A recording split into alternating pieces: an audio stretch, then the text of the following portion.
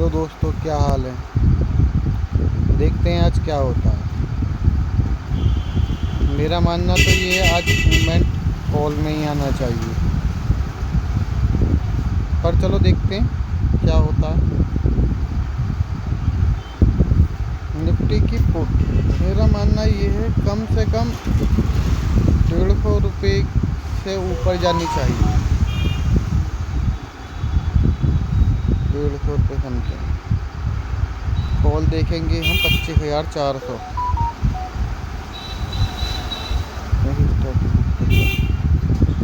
एक कॉल लेने के लिए कंफर्म है। इसका टारगेट रहेगा हमारा कम से कम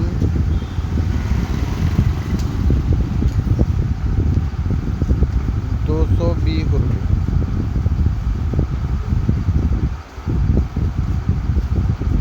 और देखते हैं